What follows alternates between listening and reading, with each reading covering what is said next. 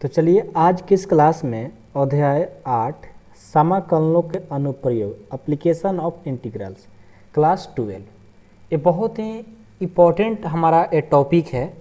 Exam के view से तो हमारे सिर्फ एक क्वेश्चन आते हैं और एक नंबर में एक आते हैं, ज़्यादा कोई खास क्वेश्चन नहीं आता है, लेकिन एक आता है जो लॉन्ग में आता है। तो इसलिए आपको इस एक्सरसाइज को तो सॉल्व करना ज़रूरी है और एक नंबर में आता है उसको भी।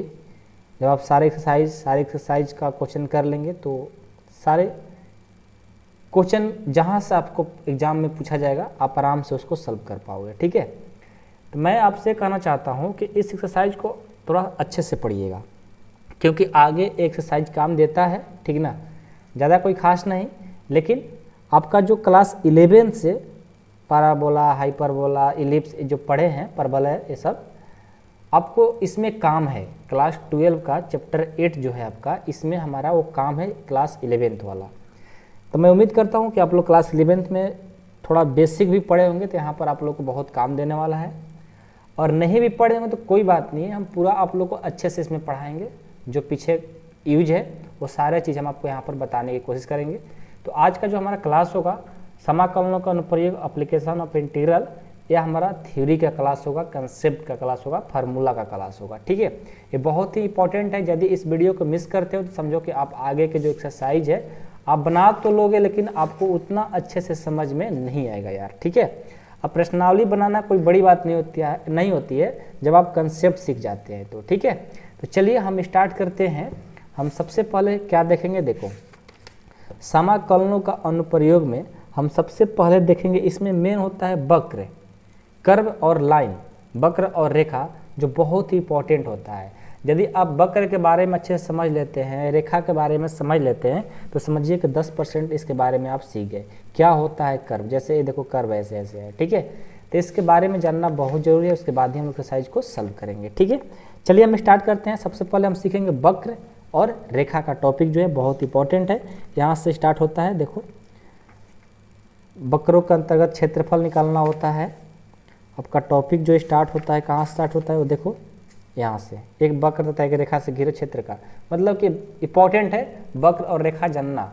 आपके कभी कभी क्लास से आप आते हो पढ़ करके, कोई अच्छे टीचर पूछ लेते हैं, एक अच्छे इंसान जो पढ़ा लिखा है वो पूछ लेता है कि बताओ वक्र किसको कहते हैं, लाइन किसको कहते हैं। आप क्लास 12 कर रहे हो, एप्लीकेशन ऑफ इंटीग्रल कर रहे हो, यानी समाकलनों का अनुप्रयोग कर रहे हो, इतना बड़ी चैप्टर कर रहे हो, आप मेरे को बताओ, तो आप फिर क्या बताओगे? आएगा तभी ना बताओगे यार। तो देखो सबसे पहले हमारा जो टॉपिक है उसको लिखो। हमारा टॉपिक का नाम है वक्र। आराम आराम से चलेंगे, धीरे धीरे। ठीक है, वक्र और रेखा, इसके बारे में हम अभी सीखेंगे। सबसे पहले किसके बारे में सिखाएं आपको? सबसे पहले आप रेखा के बारे में सीखिए कि रेखा किसको कहते हैं। देखिए रेखा हम तब समझेंगे जब दिए गए समीकरण, मतलब जब समीकरण दिए रहेगा, दिए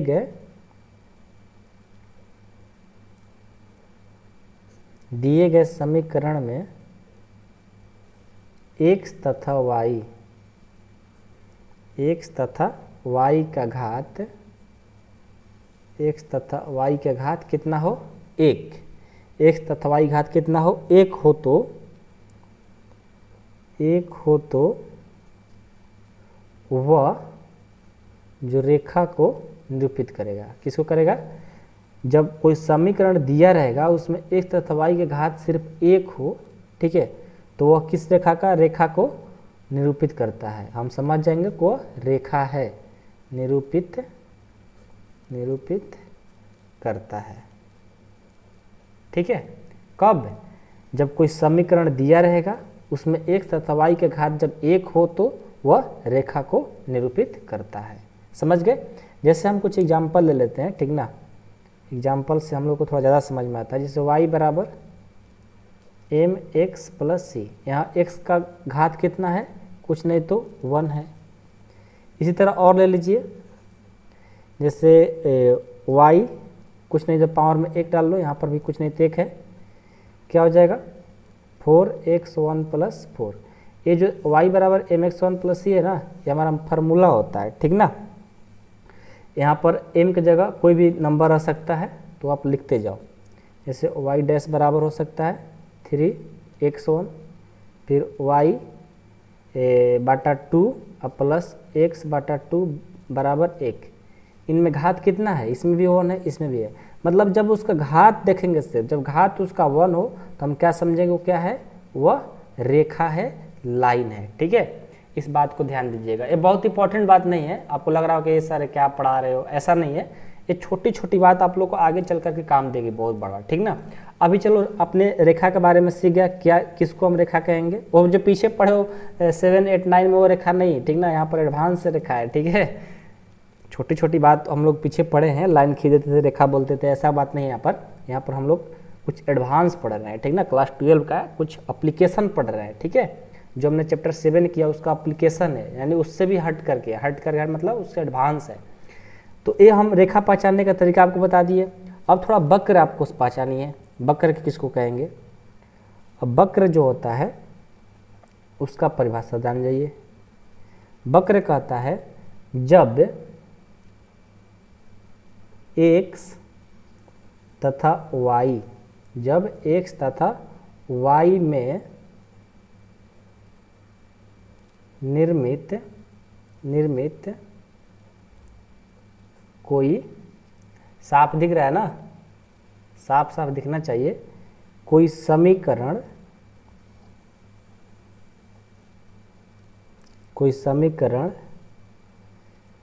जिसमें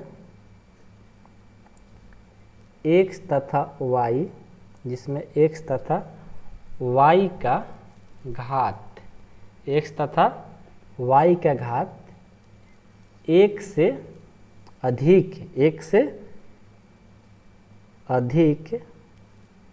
या एक से कम भी, ठीक ना, एक से कम हो तो हम क्या कहेंगे, हो तो वह वक्र को निरूपित करेगा, वक्र को निरूपित करता है, लिखेंगे करता है। ठीक है, देखिए हमारा जो रेखा था उसका घात 1 हो तो हम कहेंगे कि रेखा को निरूपित कर रहा है। लेकिन वक्र में क्या होता है, जब x और y का निर्मित कोई समीकरण हो जिसमें x और y के घात एक से अधिक भी हो सकता है और एक से कम भी हो सकता है, तो उसको हम क्या कहेंगे, वक्र को निरूपित करेगा। ठीक है, देखिए जैसे हम कुछ इसके बारे में सिखाते हैं, इसके बारे में सिखाने की कोई ज़रूरत है नहीं मेरे को ऐसे, ठीक ना। ऐसे हम आपको जो क्लास 11 का है, जो बहुत सारे टीचर नहीं बताते हैं आप लोग को, लेकिन हम यहाँ पर बताएंगे ताकि आप लोग कुछ हेल्प मिल सके। जैसे आपको पता होगा कि x अक्ष पर परवलय क्या होता है, परवलय x अक्ष पर y का परवलय, x अक्ष पर y का परवलय क्या होगा। ठीक है, ऐसे भी कहीं लिखा रहता है कि x अक्ष पर परवलय, यानी x अक्ष पर परवलय करने का मतलब y पर परवलय पूछ रहा है। ठीक है, तो ये आपको पता होगा क्या होता है। देखिए ये क्या बोला है, x अक्ष पर ना, x अक्ष पर ये होता है x, ये होता है x डैश, ऐसा पीछे की बात है, अभी आपको सब याद आ जाएगा, पढ़े होंगे तो। x अक्ष पर परवलय बोला है, यानी ये हमारा कर्व बनाएगा। ठीक है, x अक्ष पर परवलय का ही ना फिगर बनता है। यहाँ पर जो होता है मूल बिंदु 0, 0 होता है और ये हमारा कर्व बनाएगा। कहाँ पर, x अक्ष पर परवलय बोला है। तो जब x अक्ष पर परवलय हमारा जो वैल्यू होता है वो होता है y² बराबर 4x। याद रखिएगा, x अक्ष पर परवलय y² बराबर क्या होता है, 4x होता है। ठीक है, इसी तरह से आप लोग सब चीज़ पढ़े हैं। क्लास 11 का जो क्लास था 10 चैप्टर सरल रेखा, उसमें सरल रेखा नहीं, वो सरल रेखा का जो अगला चैप्टर था उसमें सारा चीज़ बताया गया था। समझ गए, तो याद होगा तो ठीक है, नहीं तो कोई बात नहीं है, अभी आपको सब पढ़ा देंगे हम। x अक्ष पर परवलय y² बराबर क्या होता है, 4x, और इसका फिगर इस तरह से बनता है। फिगर बनाना बहुत ज़रूरी है, अभी जो चैप्टर कर रहे हो ना इसमें बहुत सारा फिगर बनाना होता है। ठीक है, तो ध्यान से इसको पढ़ना है हम लोग को, आराम से इसको करना है। ठीक है, चलिए अब हम क्या करते हैं, नेक्स्ट देखते हैं। अभी तो x अक्ष पर हुआ ना, अभी हम y अक्ष पर भी देखते हैं। ठीक है, इसका क्या होता है, इसमें कुछ जो फार्मूला 11th क्लास का है, सब जो पढ़ा रहे हैं ना सब 11th क्लास का है। अब हम सीखेंगे कि y अक्ष पर परवलय क्या होगा। y अक्ष पर परवलय, y अक्ष पर बोला है भाई साहब, तो y अक्ष पर परवलय कैसे बनेगा, इस तरह से बनेगा, ये x, ये x डैश, ये y और ये y डैश, इस तरह से बनेगा। ठीक है, यानी हमारा यहाँ पर ये फिगर होगा y अक्ष का परवलय के लिए। इसका फार्मूला क्या होगा, इसका फार्मूला होगा एक्स स्क्वायर बराबर क्या हो जाएगा 4ay, एक्स स्क्वायर बराबर 4ay हो जाएगा फार्मूला। ठीक है, इसी तरह एक और फार्मूला आता है इसमें, वृत्त का समीकरण, हो सकता है आपको याद होगा क्योंकि 11th क्लास में हम सब प्रूफ भी कराए थे। वृत्त का समीकरण, वृत्त का समीकरण क्या होता है, ये होता है x माइनस एच का होल स्क्वायर अब प्लस y माइनस के का होल स्क्वायर बराबर ए स्क्वायर होता है। फिगर एक इसका फिगर ही बना दे क्या, देखो ये होता है फिगर, ये वृत्त हो गया, यहाँ पर केंद्र हो गया, यहाँ से त्रिज्या जो है a है और इसका केंद्र जो है h कोमा k है। ठीक है, तो यहाँ पर यदि कोई पूछ दे आपसे कि h और k क्या है, तो ये हमारा h और k जो होता है वो केंद्र होता है, और a जो है a क्या है, त्रिज्या है, त्रिज्या क्या है a है, इसे याद रखिए। ठीक है, ये सब तो याद होगा यार, हम आपको सब पढ़ाए हैं, ठीक ना, आप लोग पढ़े होंगे तो आपको मज़ा आ रहा होगा कि सर सब पढ़ाए हैं पहले और हम लोग पढ़ रहे हैं फिर से। हो सकता है आप वीडियो मेरा नहीं देखे होंगे क्लास 11 का, कोई बात नहीं है, लेकिन हम फिर से उसको रिकैप करा दे रहे हैं। ठीक है, अब एक बात याद रखिएगा, एक फार्मूला उस समय बताए थे कि x square plus y square बराबर ए स्क्वायर, ये भी वृत्त का समीकरण होता है, लेकिन कब, जब वृत्त का समीकरण में, वृत्त का समीकरण तब होगा जब उसका केंद्र कहाँ से 0,0 हो और त्रिज्या a हो। ये फार्मूला कब होता है वृत्त का समीकरण, जब उसका केंद्र 0, 0 और त्रिज्या a हो, तो a भी होता है। ठीक है, और कुछ था, 4 हुआ ना, और एक था, एक है दीर्घ वृत्त का समीकरण, ये भी बहुत इंपॉर्टेंट है, आपको काम देगा। दीर्घ वृत्त का समीकरण, दीर्घ वृत्त का समीकरण क्या होता है, पहले तो दीर्घ वृत्त का फिगर बनाइए भाई साहब। देखिए दीर्घ वृत्त का फिगर ये होता है, ये एक्स डैश वाई डैश, ठीक है, और दीर्घ वृत्त का यही थोड़ा फिगर अच्छा से नहीं बना, यही होता है फिगर। ओके, तो इसका समीकरण क्या होगा, इसका फार्मूला क्या होगा, तो इसका फार्मूला होता है कि एक दीर्घ वृत्त है ना, x square by a square plus y square by b square बराबर 1 होता है। इसे याद रखिए, दीर्घ वृत्त का जो समीकरण होता है x square by a square plus y square by b square बराबर 1 होता है। ओके, अब एक लास्ट है 6 नंबर, किसका, अति परवलय का, अति परवलय का समीकरण। अति परवलय का समीकरण क्या होता है पता है कि नहीं पता है, ये छूट रहा था। अति परवलय इस तरह से होता है, एक्स डैश वाई डैश, इस तरह से होता है। ठीक है, अति परवलय, इसका जो समीकरण होता है ये होता है x square by a square minus y square by b square बराबर 1, ये होता है। ओके, तो ये सब 11th क्लास का था जो कि आपको पढ़ा दिए। अब हम देखते हैं कुछ और आगे, कुछ 12 क्लास का फार्मूला है उसको भी देख लेते हैं। ठीक है, अब चलिए जो हम लोग का टॉपिक है अब वो क्लास 12 में यूज होगा, ये बहुत ही इंपॉर्टेंट है। इस टॉपिक का नाम है कि क्षेत्रफल को कैसे निर्धारण करेंगे, कौन कौन से फार्मूले होते हैं, वो चीज़ आपको बताने जा रहे हैं। ठीक है, तो टॉपिक का नाम लिख लेते हैं कि क्षेत्रफल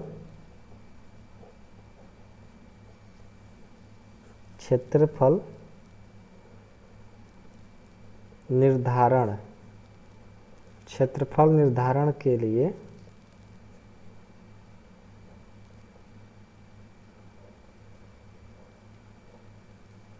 निम्नलिखित 3 सूत्रों का, 3 सूत्र याद रखिए, हो जाएगा।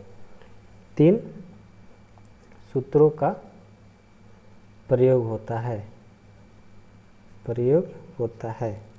कौन कौन भाई साहब, तो आइए देखते हैं।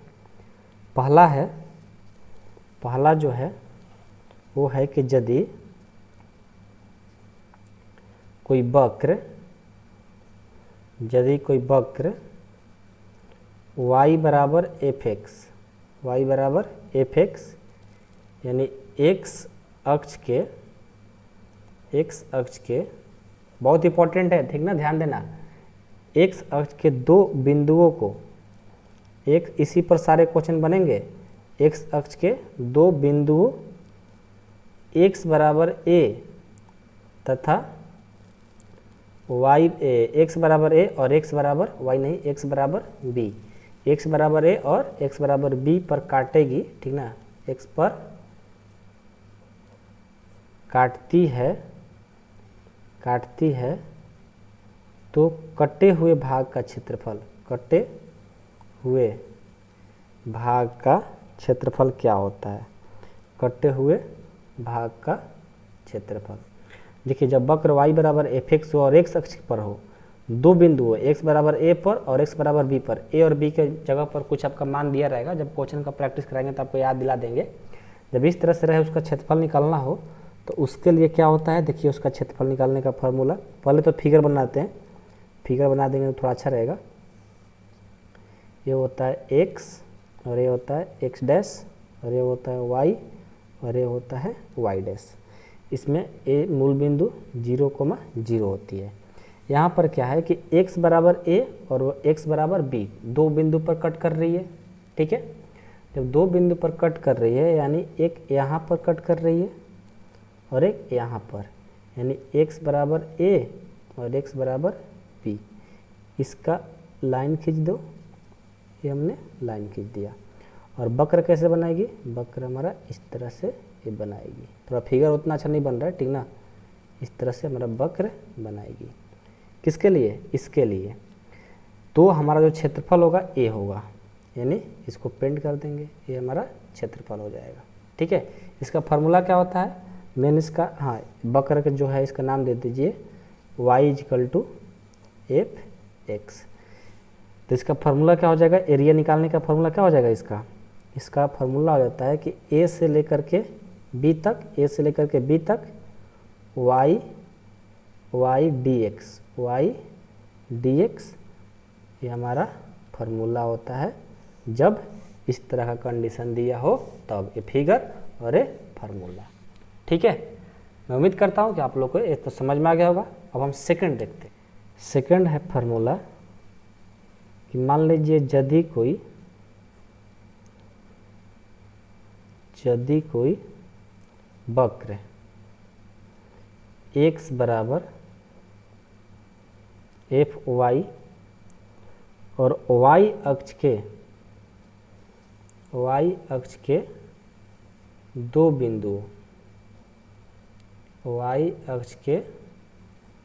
बिंदुओं y बराबर a तथा y बराबर b पर जब काटती है तो जस्ट इसी पर आपको क्वेश्चन मिलेंगे, ठीक ना, ध्यान देना। कटे हुए भाग का क्षेत्रफल बहुत ईजी है, बस आप 7 चैप्टर पढ़ लिए ना, बहुत ईजी हो गया, ठीक ना।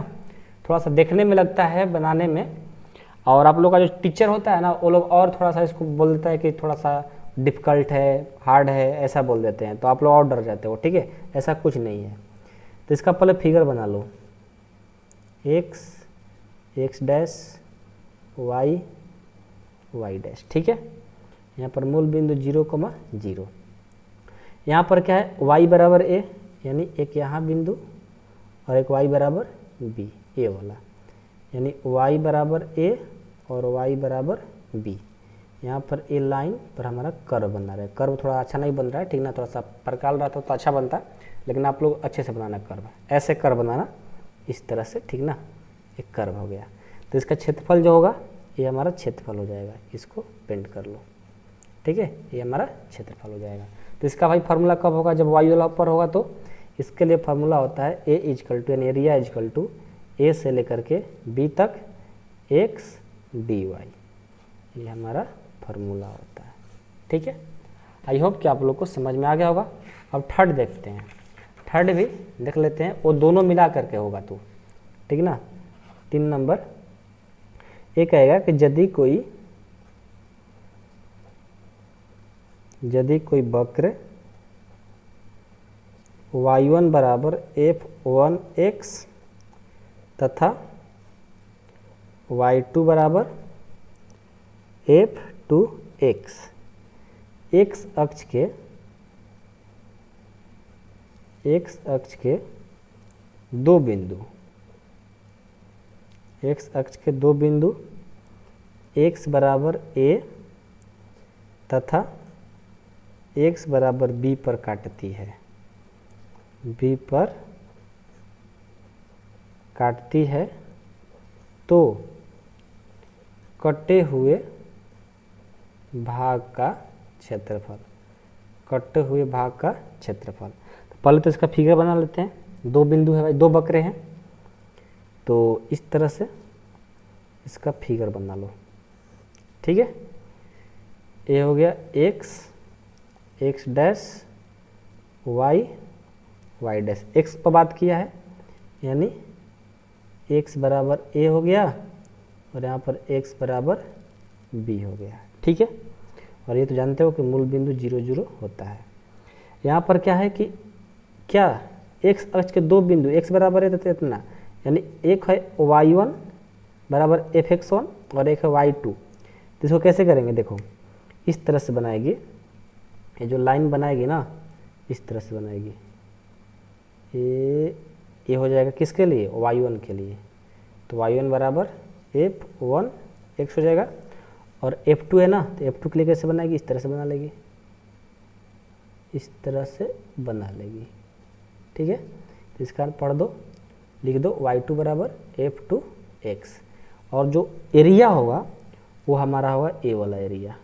ठीक है, जब दो बिंदु रहेगा तो इस तरह से एरिया निकल जाएंगे। ठीक है, तो ये हमारा होता है। तो इसके लिए फार्मूला क्या यूज करते हैं, ये देख लो, इसके लिए फार्मूला यूज करते हैं, एरिया इजकल टू क्या होता है, जब दोनों को निकलना होगा तो ठीक है ना, ये होता है a से लेकर के b तक y1 dx प्लस a से लेकर के b से लेकर के a तक, b से लेकर के a तक y2 dx।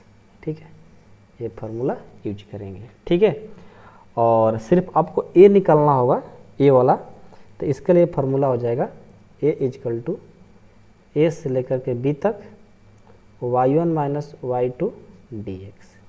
तो अभी आप थोड़ा सा कन्फ्यूज होंगे फार्मूला में, तो जब क्वेश्चन आएगा ना तो आपको हम अच्छे से बता देंगे। बस आप इतना फिगर देख लो, ऐसे तरह से आएगा तो कैसे बनाएंगे, ये फार्मूला याद रखो पहला, उसके बाद हम जितना फार्मूला एक्स्ट्रा आएगा हम बताते चलेंगे क्वेश्चन में। ठीक है, आप इतना पेशेंस बना करके रखो। ठीक है, रखे नहीं रखो। ओके, अब इसमें कुछ और फार्मूला हैं जो कि आपको लिख देते हैं, जो आप लोग पहले पढ़े हैं फार्मूला 7 चैप्टर में, जो यूज फार्मूला है उसको लिख देते हैं। 2 फार्मूला, ज़्यादा नहीं है, हमेशा याद रखिएगा कि integration root A square minus X square dx का फार्मूला आपसे पूछ दिया जाए, इसमें बहुत यूज है। ठीक ना, याद रखिएगा कि जो फार्मूला होता है x/2 रूट अंदर A square minus X square plus A square by 2 sine inverse x होता है, x/a होता है। ठीक है, इसे कभी मत भूलिए। ठीक है, और दूसरा है A square minus X square ना, अब हो जाएगा रूट अंदर X square minus A square D X square minus D square.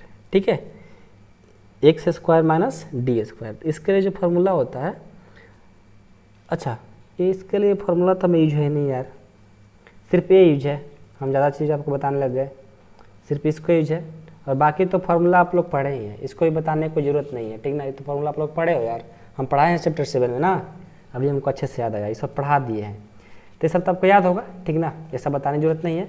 लेकिन लास्ट में एक टॉपिक आपको बहुत मोस्ट इंपॉर्टेंट है, आपको बताना चाहते हैं, याद रखिएगा कि क्षेत्रफल हमेशा धनात्मक होगा। इसमें क्या है कि सारा एरिया निकालना है, यानी क्षेत्रफल निकालना है, क्षेत्रफल क्या होगा, हमेशा धनात्मक होगा। ये बात आपको बहुत धनात्मक होगा, याद रखना है हमेशा, इंपॉर्टेंट बहुत है, ठीक है ना। ये क्यों होता है, क्योंकि जो वर्ग इकाई होता है, ठीक ना, जो क्षेत्रफल का आंसर रहता है वो क्या होता है, वर्ग इकाई में होता है। तो क्षेत्रफल कभी भी माइनस में नहीं हो सकता है, ठीक ना।